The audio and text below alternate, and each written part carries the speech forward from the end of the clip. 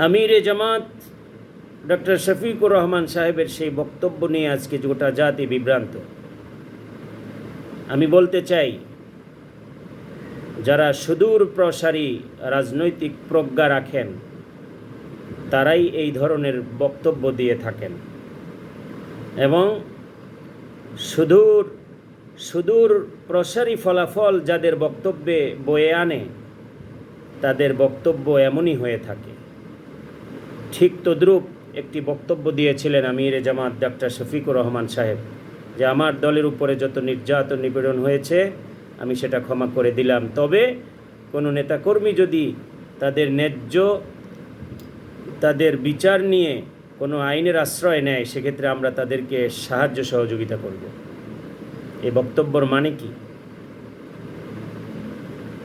এই বক্তব্য সুদূর প্রসারী একটি ফলাফল বয়ে আনার মতো একটি বক্তব্য এবং গোটা জাতিকে, এদেশের 18 কোটি মানুষকে একত্রিতকরণের একটি বক্তব্য, গোটা 12 কোটি মানুষকে ভোট দেওয়ার ক্ষেত্রে সিদ্ধান্ত নেবার জন্য ভূমিকা স্বরূপ একটি বক্তব্য। সুতরাং অপব্যাখ্যা করার কোনো সুযোগ নেই। বড় দুটি দল আওয়ামী লীগ এবং বিএনপি, তাদের মধ্যে একটি প্রশংসার জোয়ার কুড়াবার মতো একটি বক্তব্য হলো এটি যে এত কিছুর পরেও 15.5 বছর পর্যন্ত যাদেরকে ঘরছাড়া করা হলো, মিছিল মিটিং করতে দেওয়া হলো না, নিবন্ধন নিষিদ্ধ করা হলো, এমনকি বছরের পর বছর বাড়িঘরে পর্যন্ত যে সকল নেতাকর্মীরা যেতে পারেননি, এদের উপরে যে জুলুম নির্যাতন করা হলো, দলের উপরে যে জুলুম নির্যাতন করা হলো, এ সকল কিছু ইলেকশন আসার আগেই তিনি ক্ষমা করে দিলেন। এই চিন্তাটুকুন আওয়ামী লীগ এবং বিএনপির কিছু মানুষের মধ্যে তো অবশ্যই হবে এবং গণজোয়ার, এই দলের মধ্যে গণজোয়ার হওয়ার জন্য এই বক্তব্যটুকুন ভূমিকা পালন করবে। এটা যেমন তেমন বক্তব্য নয়, তবে তিনি একেবারে ছেড়েও দেননি, একেবারে মুক্তও করে দেননি। তিনি কিছুটা সেখানে ব্যতিক্রমধর্মী বক্তব্য তুলে ধরেছেন। তবে কোনো ভিকটিমস যদি আইনের আশ্রয় গ্রহণ করে এবং সে যদি আইনের দ্বারস্থ হয়, আমরা সেক্ষেত্রে সেই নেতাকর্মীদেরকে আমরা সাহায্য সহযোগিতা করব।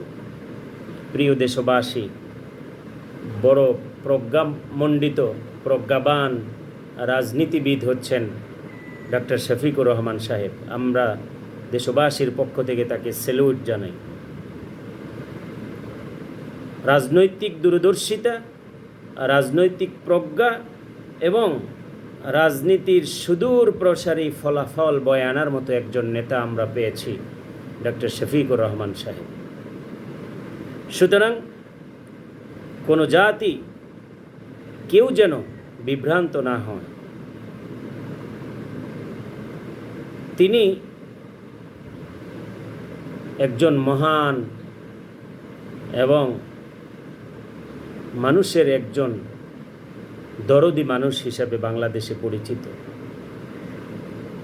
এই দরদির বহিঃপ্রকাশ, এই মানব দরদি এর বহিঃপ্রকাশ, এর সপক্ষে একটি বক্তব্য, এই বক্তব্যটি হলো তার সপক্ষে একটি বক্তব্য। সুতরাং আগামীর দিন ইসলামের দিন, আগামী দিন ইসলাম বিজয়ের দিন, আগামী দিন ইসলামী আন্দোলনের বিজয়ের দিন। সুতরাং সেই বার্তা নিয়ে ডক্টর শফিকুর রহমান সাহেব অক্লান্ত পরিশ্রম করে যাচ্ছেন এবং সামনের ইলেকশনকে তিনি সুষ্ঠু, নিরপেক্ষ এবং অবাধ করার লক্ষ্যে দলমতকে ঐক্যবদ্ধ করে নির্বাচন কমিশনকে দিক নির্দেশনা দিয়ে এবং এ জাতিকে সামনের দিনগুলোতে স্বাধীনভাবে বেঁচে থাকার যে প্রতিশ্রুতি, যে আস্থা এবং যেই ওয়াদা তিনি করছেন, সেই ওয়াদার প্রতি আমাদের সকলকে ভরসা রাখতে হবে। কারণ আমরা আওয়ামী শাসন দেখেছি, আমরা বিএনপি শাসন দেখেছি, আমরা এরশাদীয় শাসন দেখেছি, আমরা সব দেখেছি, কিন্তু সুশীতল ইসলামের শাসন আমরা এখনও পাইনি, এখনও পর্যন্ত আমরা সেটা দেখিনি। এটা দেখার জন্য আমরা অপেক্ষমান, আমরা প্রতীক্ষায় প্রহর গুনছি। ডক্টর শফিকুর রহমান, আপনি ইসলামী দলগুলোকে এগিয়ে নিয়ে যাবেন এবং এই বড় দল ইসলামী বাংলাদেশ জামায়াতে ইসলামীকে আপনি বাংলাদেশের মাটিতে প্রতিষ্ঠা করবেন, এই লক্ষ্যেই আমরা আপনার প্রতি আশাবাদী। নাহমাদুহু ওয়া নুসাল্লি আলা রাসূলিহিল কারীম ওয়া আলা আলিহি ওয়া সাহবিহি আজমাইন। আউযু বিল্লাহি মিনাশ শাইতানির রাজীম। বিসমিল্লাহির রহমানির রহিম। ওয়া তাআওয়ানু আলাল বিররি ওয়াত তাকওয়া ওয়া লা তাআওয়ানু আলাল ইসমি ওয়াল উদওয়ান। সাদাকাল্লাহুল আযীম। দেশে এবং প্রবাসে অবস্থানরত আমার সকল ভাই বোনেরা, আসসালামু আলাইকুম ওয়া রাহমাতুল্লাহ। আমি আপনাদের সকলকে জানাই আমার অন্তঃস্থল থেকে, বিশেষত প্রবাসী ভাই বোনদেরকে জানাই আন্তরিক মোবারকবাদ এবং তাদের জন্য শুভকামনা। যারা প্রবাসে রয়েছেন, নিজেদের পরিবার, স্ত্রী, মা বাবা, সন্তানদেরকে রেখে দূর দেশে রয়েছেন, আল্লাহ তাদের মঙ্গল করুন, সফলতা দান করুন। প্রিয় দেশবাসী, ডক্টর শফিকুর রহমান সাহেবের সেই বক্তব্যের একটু ব্যাখ্যা বিশ্লেষণ আপনাদের সামনে করতে চাই। আমার দলের উপরে সকল নির্যাতন নিপীড়ন আমি ক্ষমা করে দিলাম, তবে কোনো ব্যক্তি যদি তার উপরে নির্যাতন নিপীড়নের অর্থাৎ ভিকটিমস হয়ে যদি কেউ আইনের আশ্রয় নেয়, আমরা তাদেরকে সাহায্য সহযোগিতা করব। এটা স্পষ্টতর একটি সুদূর প্রসারী ফলাফল বয়ানার মতো একটি বক্তব্য, কিন্তু এখানে বিভ্রান্ত হবার কিছু নেই। সে বক্তব্যটাও বিভ্রান্ত ছড়ানোর মতো কোনো বক্তব্যই নয়। হয়তো রাজনৈতিক দূরদর্শিতা, রাজনৈতিক প্রজ্ঞা কম থাকার কারণে, রাজনীতি না বোঝার কারণে হয়তো কেউ অপব্যাখ্যা করবে অথবা কেউ বিভ্রান্ত হবে, এটাই স্বাভাবিক। ডক্টর শফিকুর রহমান সাহেব, তিনি গোটা বাংলাদেশের কাছে আজকে সমাদৃত, প্রশংসিত একজন ইসলামী আন্দোলনের নেতা এবং আমিরে জামাত। সেই লক্ষ্যে তিনি আগামী নির্বাচনকে সামনে রেখে গোটা জাতিকে ঐক্যবদ্ধ হওয়ার জন্য আওয়ামী লীগ, বিএনপি সহ সকল দলকে ঐক্যবদ্ধ হওয়ার জন্য এবং এই দলের সুদূর প্রসারী ফলাফল বয়ে আনার জন্য তিনি এই ঘোষণা দিয়েছেন। কারণ আমরা জানি প্রধান দুটি বড় দল হলো আওয়ামী লীগ এবং বিএনপি, এবং তাদের কাছাকাছি একটি দল হলো বাংলাদেশ জামায়াতে ইসলামী। সুতরাং তারা ইলেকশনে আসবে, নির্বাচন করবে, এবং তারা দেখতে পাচ্ছে বাংলাদেশ জামায়াতে ইসলামী দিন দিন এগিয়ে যাচ্ছে, তাদের প্রশংসা অফুরন্ত এবং সকল জাতির কাছে তারা সমাদৃত, প্রশংসিত।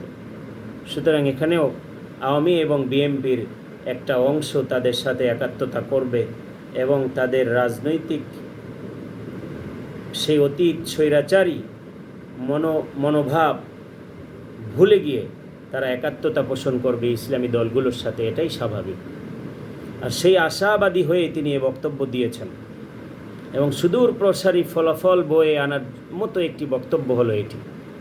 সুতরাং ডক্টর শফিকুর রহমান সাহেব, আপনি এগিয়ে যান এবং এই জাতিকে সাথে করে আপনি একটি অবাধ, সুষ্ঠু, নিরপেক্ষ নির্বাচন দিয়ে ইসলামী আন্দোলনকে আপনি প্রতিষ্ঠিত করুন। আগামী দিন হবে কোরআনের দিন, আগামী দিন হবে কোরআনের রাজ, আগামী দিন হবে ইসলাম এবং মুসলমানের রাষ্ট্র, ইসলামী রাষ্ট্র। সুতরাং দলমত নির্বিশেষে সকলকে ঐক্যবদ্ধ হতে হবে ইসলামী রাষ্ট্র প্রতিষ্ঠার আন্দোলনে। আল্লাহ তাআলা সকলকে দান করুন এবং সকলকে তৌফিক এনায়েত করুন। আল্লাহুল মুওয়াফিক ওয়াল মুঈন। আসসালামু আলাইকুম ওয়া রাহমাতুল্লাহ।